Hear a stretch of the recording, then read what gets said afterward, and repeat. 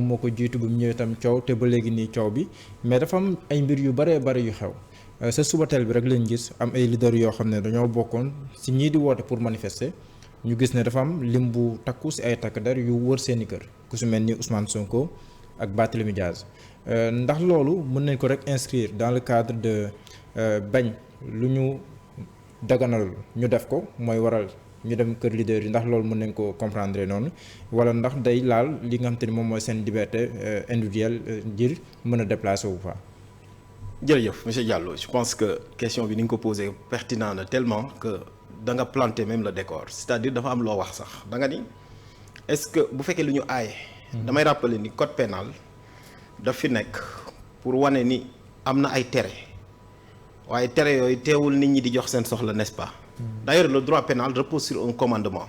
très simple sur un fondement très simple fais ce qui est donc interdit fais ce qui est bien tu seras à l'abri du châtiment agis mal et tu seras puni. Alors nga xamante ni code am na ay tere yu nekk ci suñu charte yi waaye taxul ne nit ñi bañ a dox seeni soxla lu tax parce que lii du charte réew mi di constitution mu ci yëngu dafa am ay droits ak ay libertés yu muy garantir ñu tuddee ko les libertés fondamentales adduna dafay dox ba dans les années 70 sax liberté publique rek lañ daan wax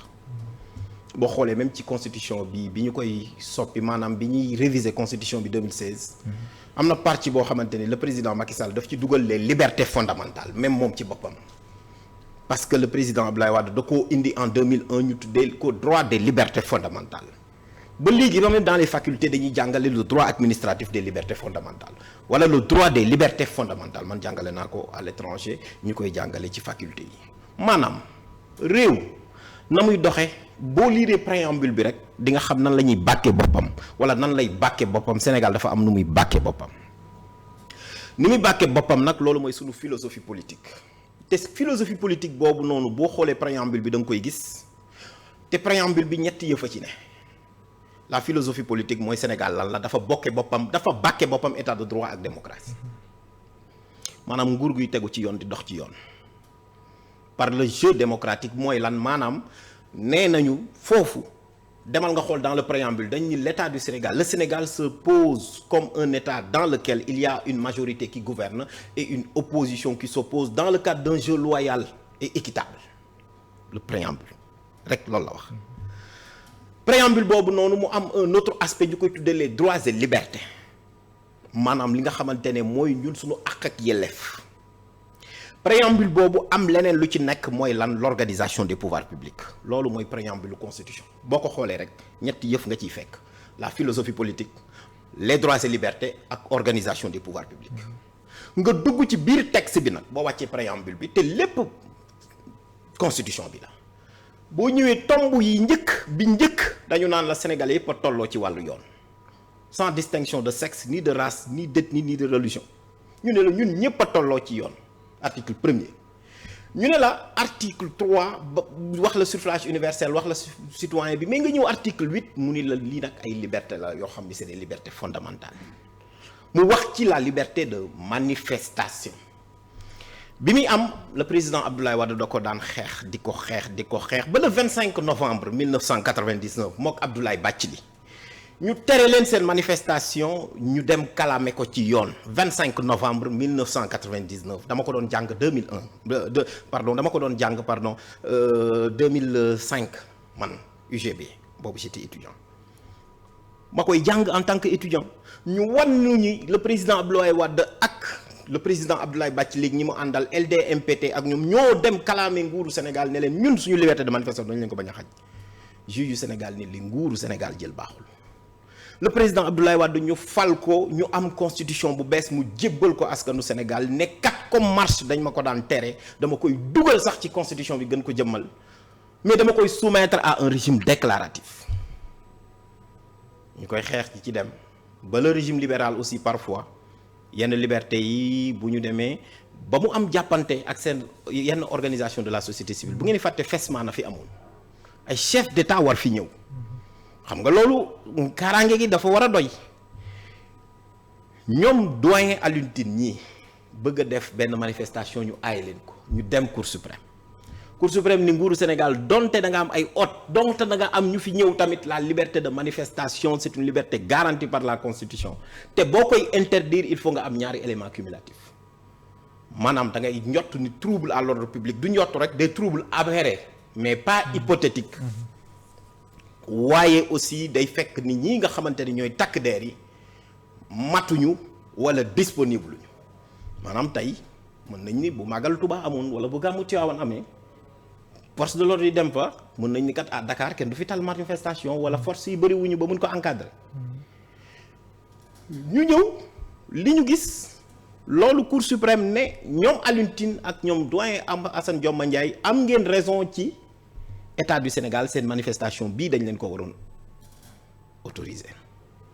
ñu continuer ci loolu Cour suprême jurisprudence am bépp moom la ñuy jàngale dans les facultés chaque fois dafa naan bu ñu bëggee interdire une manifestation au Sénégal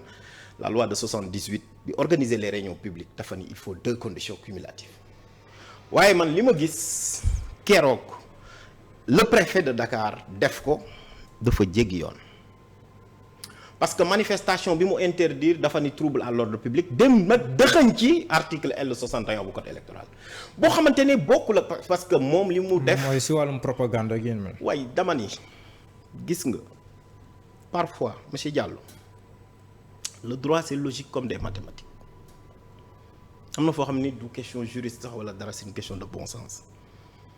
ñëpp xam nañ ni fii Sénégal période pré-campagne da daan am nit ñi di def ay manifestations ñëpp xam nañ ni article boobu noonu médias yi lay wax maanaam yéen Seneweb ku nekk yaa xam sa bopp jënax nu ngi koy tojee duñ leen jàngal seen métier waa Seneweb ay journalistes professionnels ñoo fi nekk ñoo naan ah ñun kat manifestation bi est-ce que dinañ ko couvrir wala déet wala est-ce que bu ñu ko couvrir lii la ñuy wane wala du lii du dëgg. loolu journalistes yi seen liggéey la seen cër la daa mel man mii di jàngale université kenn du ma wax ñëw naan ma nii ngay jàngale wala nii wala nii ku ne am nga sa cër loi bi ne su fekkee ni toll nañ ci période. pré-campagne muy 1 mois su boobaa noonu lépp luy acte de propagande wala dara médias yi waruñu ko couvrir dañu ne médias yi mën nañ dem sax couvrir mais lu ciy propagande dañ kaa war a dindi. dañoo war a segg. dañu war a segg parce que dañuy jël information parce que information dafay am léegi préfet bi nga gis ni moom non seulement ñaari conditions yi ñu ko wax réunir ko mais mu indi benn condition bu bees te condition boobu mu teg bu ko tegee mooy dafa suspendre la liberté de manifestation pendant 1 mois. parce que campagne bi la 10 lay tijji. mais pourtant am na sax ñu bëggoon manifester à Thiès par exemple des agents de la santé. bëggoon na ñoo manifester da leen ko bañal. waaw Benno Bokk Yaakaar ñoom façon nañ yéen a manifester ñu bañ ko. ba faf sax président de la République ñu yëgle say xibaar ne que bëggoon na amal ab tournée au sud du pays wala dans le sud du pays waaye daf koo mujjee sax moom tamit gàntal ndax bëgg a sàmmonteeg li nga xam te ni moom mooy code électoral bi mu wax ci période bi ñu toll jamono ji. waaw bu président de la république bëggee sàmmonteeg yoon dama koy jaajëfal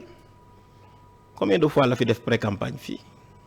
président de la république élection yi passé deful tournée en pleine pré-campagne. avant locales yi sax. avant locales yi kon xanaa xamul woon disposition boobu pourtant mosu fee jug de depuis temps Abdou Diouf lañ ko defoon. mais boobu ay hôpitaux la doon inauguré ak ay pose de première pierre ak yooyu. mooy li nga wax c'est-à-dire bu fekkee ne moom xam nga man mës naa koo bind ñi may suivre nee naa.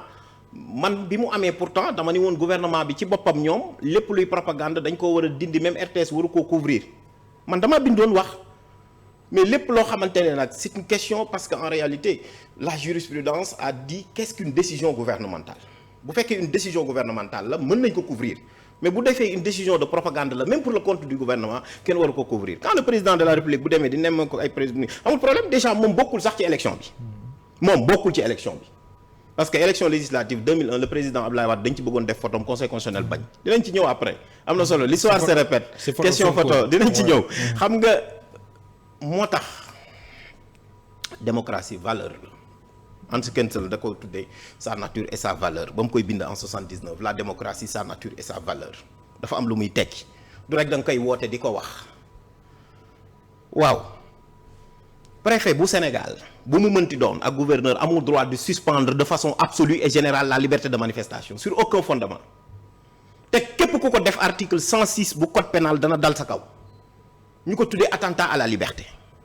waxuma ko législateur bu Sénégal moo ko wax dem leen ngeen gëstu article 106 bu code pénal nee na loolu foofu dañ faa tuddee les délits et les crimes contre la constitution te nag interdire la liberté de manifestation sur des bases yoo xamante ni teguwul c'est tout simplement manquer de respect aux législateurs et aux constituants et puis violer la constitution du Sénégal. si base yi sax peut-être dina si ñëwaat mais ndax interdiction mën na layal une assignation ñuy tuddee ko une assignation à résidence wala ñeneen sax tuddee ko résidence surveillée ku nekk at ay moom si li nga xam te ni moom moo am looloon nekkoon la première question. man bind naa ko keroog ba fi ñu toll nii li ñu defoon keroog opposants yi dama jàpp ni man séquestration la dans le langage des droits de l'homme parce que aussi dans le droit international des droits de l'homme am na loo xam ne boo ko defee nit séquestration la am na loo xam ne boo ko tegee nit traitement inhumain et dégradant la man yéen tey par exemple kenn amul droit dugg fii di def naka su dul noonu te tegu ko sur une base légale dëgg la wala du dëgg bu ñu la ñëwee ne la yow dañu la tere nga dem la liberté de déplacement est donc garantie par la Constitution. L'article 10 de la Constitution dit que la liberté, c'est une liberté fondamentale, la liberté de mouvement, de se déplacer, garantie par les textes de la CEDEAO. Sénégalais bu ne dañ ne la mën ngaa génn territoire bi dellu siwaat saa yu la neexee yamul rek sax ci biir réew mi bu ñu la koy tere il faut mu am un acte soit ñu wax le régime bi nga nekk résidence surveillée wala assignation à résidence te day am acte li tax muy am acte mooy en droit cet acte là yow mi ñu ko teg mën nga koo attaquer ñi ñu ko defoon keroog fan lañ ko mënoon jooytu ban tribunal amul lu leen koy find kenn indi leen loolu c'est de la séquestration te un état ne doit pas agir gis nga danaa la l'état de droit c'est un état boo xam ne il est soumis au droit des règles encadrent canalisent et limitent son action. Mais est-ce que dans le droit du permettre yenn saa yi que dans une situation particulière que ñu xaw a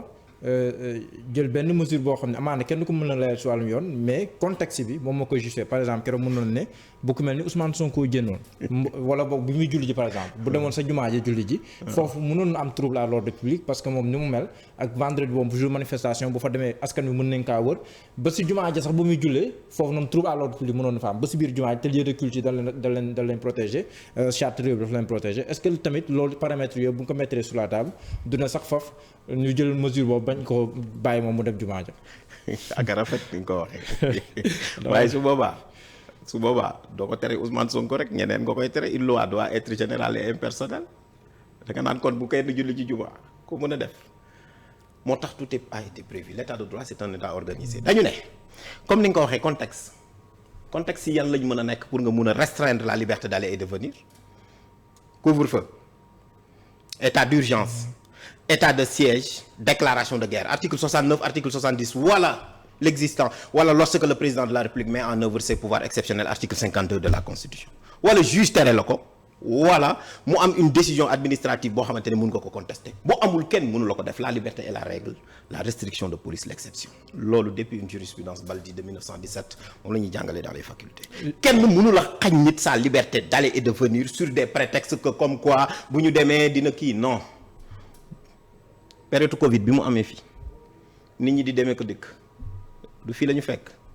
président de la République bi mu bañee nit ñi jógee Dakar ñëw fii wala Thiès nu mu def jëlu décret jël état d'urgence jëlu ñu ay arrêté ni donc kenn mënut a dem transport et cetera lépp a ngi fi sur ces contextes là exceptionnels gis nga li ñuy def ni Adolf Hitler est passé comme ça au pouvoir pour étouffer les libertés et étouffer n'est-ce pas et conduire benn engrenage parce que bi mu ñëwee dañ ko ay juriste ko doon defalal qu'est-ce que la légitimité ñu ne ko la légitimité c'est la capacité de décréter l'état d'exception et je dis tout le temps que l'état d'exception n'est pas un état exceptionnel j'utilise toujours un substantif à la place d'un adjectif et je dis tout le temps que même dans la légalité de crise la légalité n'est pas en congé même dans la légalité de crise la légalité n'est pas en congé je vous donne un exemple. kon la légalité elle doit être permanente. toujours permanente ma wax la même bu fekkee dañ koy assouplir période état d'urgence ak état de siège dañuy assouplir la légalité mais elle n'est pas en congé ministre des affaires étrangères bañu lu fi woon ni les dépouilles des personnes décédées de Covid duñ fi génn. nit ñi demuñu kalaame ko devant la Cour suprême. dëgg la wala dëgg. ba par la suite après mu mujjee gis nga parce que la légalité n'est pas en congé même li ngay jël bu méngoowul ak yoon juge mën na koo dàq France état d'urgence sûreté de l'état ak yooyu foo koy def nguuda. xam nga fi ma koy def. mooy tout a été organisé. la sûreté mooy lan mooy lorsque les gens veulent exercer les libertés que l'état les encadre li nga wax dafa tellement leer ba nga xam ni dans une démocratie dañu ne la démocratie c'est le bruit et c'est le débordement ñu ne la l'institution c'est l'ordre et c'est le cadre waaw pour nga mën a am une manifestation qui se passe dans l'ordre et dans le cadre noo koy defee du da nga koy encadrer boo ko encadrer wul parce que état moo fi nekk moo fi toogal ñëpp la preuve les manifestations encadrées ne dégénèrent jamais nit ñi dañuy fecc ak di def leneen ak kii mais toutes les manifestations non encadrées boo gisul ndànk dañ naan safaan ba nit ñi di dee est-ce que jar na ko. mais bii nii donc bu ñu waxee la sécurité fi muy bëgg a ñëw. attention il faut pas que ñu ñëw ni les états xam nga lan moo tax xam nga dañu ñëw ba am na ay états yu doon ñëw di jéem a déglu seen citoyen naan dañuy déglu ñëpp mbirum sûreté lañ ko teg Edward Snowden mais da koo dénoncé toute la gauche américaine est avec Snowden Snowden s'est exilé en Russie. parce que dafa nekkoon NSA un jeune très brillant moo dénoncé ni États-Unis mu ngi leen di déglu ñu bëgg ko jàpp mu daw parce que am na nit ñi yenn liberté yoo xamante ni nii kenn du ko négocier c'est des libertés non négociables et gis nga les droits le président Abdoulaye Wade mii da ko doon wax les droits ça s'arrache ça ne se négocie pas mus ngaa gis la déclaration des devoirs de l'homme droit la ñuy wax devoir nag day loo xamante ni nii même la raison da koy jëli comprendre c'est-à-dire am na loo xamante ne waroo koo sañ étant humain am na loo xam ni waroo koo sañ même étant quelqu'un koo xam ni qui est dans un espace où il doit régner l'ordre la paix et la sécurité maintenant un état boo xamante ni nii dafay bañ a gis nga le premier acte arbitraire c'est tout simplement d'étouffer les libertés dans un état de droit parce que état de droit dañu ne lan la mooy nguur gi na tegu ci yoon c'est pas parce que damay dégg ay nit di wax naan nit ñi dañoo war a liggéeyi manifestation mais ñooñu mais dañoo xam ni Sénégal ñëpp a ko bokk c'est-à-dire am na ñoo xam ne dañuy yeewu di seetaan novelas am na ñoo xam ne dañuy yeewu di liggéey am na ñoo xamante ne dans un état de droit noonu am na ñoo xam ne dañuy yeewu di casse liberté mais toujours dans l'organisation comme ni nga ko waxee sànq si préambule constitution nga wax ne si ñett ponk yi nga xam te ni moom la ñu njëkk fësal liberté daf see bokk mais bu ñu xoolee benn raison beneen bi évoqué nañ ko mooy mbirum propagande boobu indi nga si leeral mais la première raison bu ne risque de trouble à l'ordre public au lendemain de la manifestation réprimée ñu gis ci presse bi police ne jàpp nañ ay nit ñi yor ay armes à feu ñi yor cocktail molotov sax wax nañ ko ci ak yeneen i mbir ñu wax ne sax en amont am na ñeneen ñu jàppoon ñoo xam ne nii ñu ngi doon waajal ay mbir yoo xam ne amaana bu leen teelu woon a jàpp musiba waroon naa mën a am loolu tamit est-ce que du gën a jox raison autorité administrative bi jël décision ne moom daf koy interdire. waaw xam nga dañ naan olof danaan lu yëngu la ko yëngu la ko gën a la ko yëngu la ko ëpp doole est-ce que li indi loolu su doon autoriser nañ marché bi du nit ñi du ñu dem di organiser wu di def yooyu aussi parce que aussi nañu waxante dëgg parce que tamit nguur gi moom moo yor la sécurité on le sait moo am ses services de renseignement on le sait mais loi daf ni ko même su fekkee da ngaa njott ni ay trouble à l'ordre public am na sax wala bar naa am il faut que beneen condition bi bokk ci du may loi de 78 moo ko wax moo ni la réunion nécessaire de 2 conditions cumulatives du may wax parce que bëgguñu parce que yow nekkoo monsieur Diallo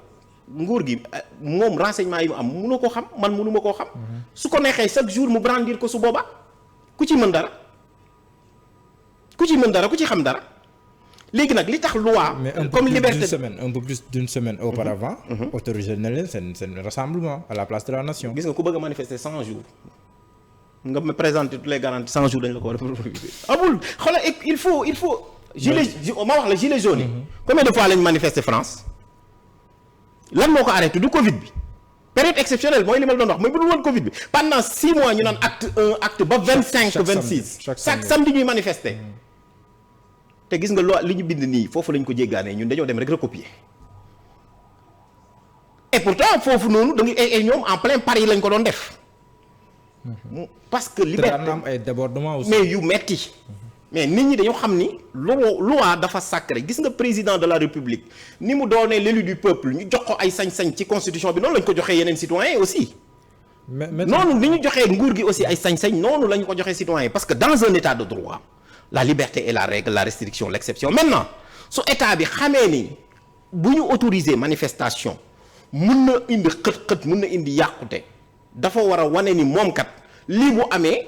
amul capacité pour contenir les débordements du dëgg lu tax mënuñu bind ci loolu ni force de l'ordre yi fi nekk débordement yi nar a am mënuñu ko contenir bu fekkee même aveu d'échec la mais ñu xam ni respecté na les termes de la loi li mu wax mais un préfet boo xamante ni nii dafa jël article L61 di ko ci dugal loolu détournement de pouvoir la ak détournement de procédure. Pourquoi? Parce que article boobu noonu dugal ko foofu noonu ça veut dire que yow yaa ngi yokk ci loi bi loo xamante ni législative et puis dafi commencé bëri le ministre de l'intérieur def na ko récemment jël un arrêté ñëw bëgg a changer loi bi sur le parrainage. préfet bi ñëw aussi di jël comme si ñoom ils réécrivent la loi. la cour suprême gis nañ bi ko Yewwi Askan Wi saisiré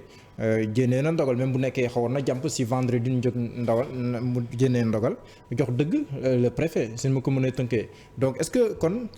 foofu noonu tamit boo saisiré institution mel ni cour suprême mu génnee ndogal te yaa ko saisir est-ce que kon waroo woon conformer aussi loolu. xam nga lan moo gën a li lay wan loolu le président Macky Sall moo ko def dans la loi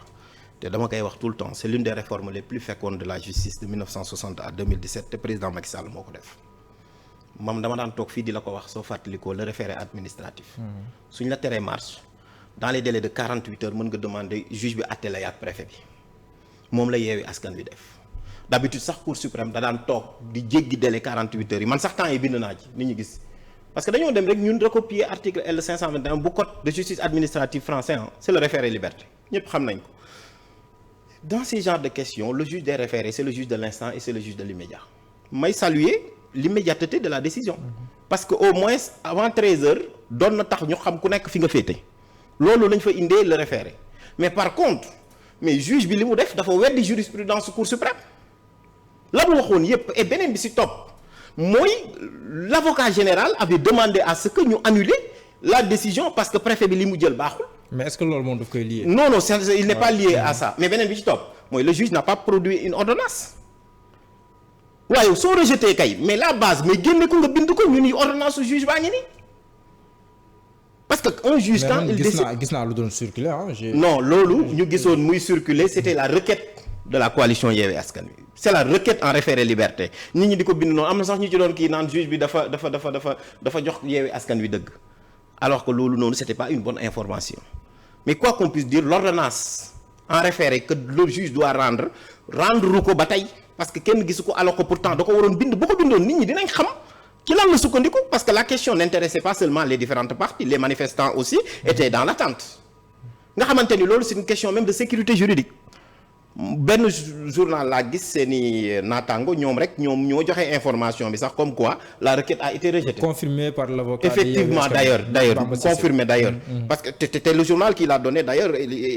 c'est un journal fiable parce que sur les questions judiciaires moom daf ci àddu lu bari. oui donc c'était quasiment fiable. et ñu dëggal ko mais soo xoolee libération. mais soo xoolee da ngay gis ni la Cour suprême sa jurisprudence et l'avocat général maintenant décision de justice su ñëwee dañ ciy tënku. mais par contre il faut ñu xool léegi maintenant pourquoi la justice tranche souvent du côté du pouvoir et ne même jusqu'à renier même sa propre jurisprudence alors que ñëpp xam nañu les deux conditions. on avait vu l'affaire des élèves maîtres. foofu noonu c'était en défaveur du ministre de l'éducation bi wala du ministère de l'éducation bi woon c'était à l'époque Serigne Mbaye Thiam donc loolu tamit gisoon nañ ko fi. bañ demee assemblée lan la le conseil constitutionnel. waaw non bañ demee assemblée lan lañ def. waaw c'est vrai qu'il avait tenu ay propos yu xaw a. non même le président Macky Sall après dafa mel ni soutenir Serigne Mbaye Thiam bàyyi ma wax la dans l'affaire Bouré Diouf et 694 élèves maîtres moom la ñuy jàngale ñun ñoo jàngale en troisième année ak deuxième année. juge bi dafa ne yow Serigne Mbaye Thiam da nga incompétent pour dàq ñi parce que jury bi wax na ni ñii jàll nañ ak lu ñu mën a def da nga ne dañu frauder mais yow produire ne dañu kii les preuves nguur ga bañ ni du def appel décision du ko appliquer du dëgg wala dëgg ma jox la beneen bi ñu jógee foofu président de la république moom si boppam moo ni bu ñu ko appliquer bërki démb boo njaay concours ENA fii cour suprême ne nañu suspendre concours bi le ministre secrétaire général du gouvernement bi bañ le ministre Abdou Latif Coulibaly a refusé ñoom ñu continuer dem def concours ENA cour suprême ni leen wax leen ni leen ñu passer outre le gouvernement ne respecte pas la justice sur ce point les décisions de justice respecté wuñu ko dans l'affaire Aïda Ndiongue tribunal de grande instance bu mu génnee décision le procureur moo génne woon fii communiqué ni c'est une décision illégale communiqué bi mu ngi exister ba tey li may wax nii man lu may wax ci ay faits laa koy teg xam nga suñu bëggee état de droit aussi suñu bëggee nit ñi respecter la justice c'est à l'état de respecter d'abord la justice. Maintenant ñun suñu rôle lu jàngalekat mooy rappeler la loi man Cour suprême su waxee c'est-à-dire que c'est une décision de la Cour suprême quoi qu'on puisse dire c'est ça qui s'impose mais par contre on peut se demander pourquoi le juge se fonde sur un seul élément et pourquoi le juge accepte que ñuy def détournement de pouvoir ak détournement de procédure sur ces questions-là. Il faut que démocratie ñu xam ni y a des choses qu'un juge ne doit pas écrire et il y a des choses qu'un juge ne doit pas dire c'est de Stéphane Breyer ancien membre de la Cour suprême des États-Unis. léegi mu am kenn ku ñu tuddee rebelle ku ñu jàpp ba procureur génn def ci une déclaration de presse wax ni ñu ko toppee ba wax na sax façon